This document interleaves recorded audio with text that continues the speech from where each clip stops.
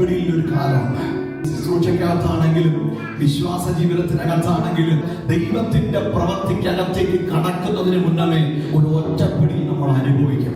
അങ്ങനെയെങ്കിൽ വിശ്വസിച്ചോണം, ദൈവം നമ്മളെ പണിയാൻ തുടങ്ങിയിട്ടുണ്ട്. ഈ വിൽഡേഴ്സിനകത്ത് ചിലപ്പോൾ ടെസ്റ്റിങ്ങുകൾ നടക്കും. വിൽഡേഴ്സിനകത്ത് ചില സെപ്പറേഷൻസ് നടക്കാം. വിൽഡേഴ്സിനകത്ത് ചില പ്രിപ്പറേഷൻസ് നടക്കാം. ഒന്ന്, ഈ വിൽഡേഴ്സ് എന്ന് പറയുന്നത് ദൈവസ്ഥയെ താഴ്ത്തി ഏൽപ്പിക്കാനാണ്.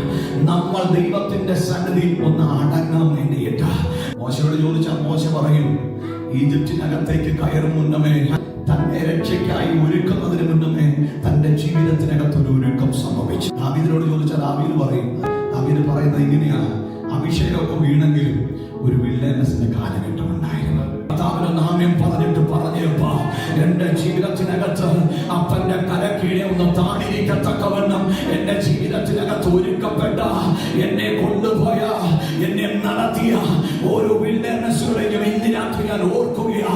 കാര്യം എന്റെ അപ്പൻ നിന്നെ ചിലതിന് വേണ്ടി ഒരുക്കിക്കൊണ്ട്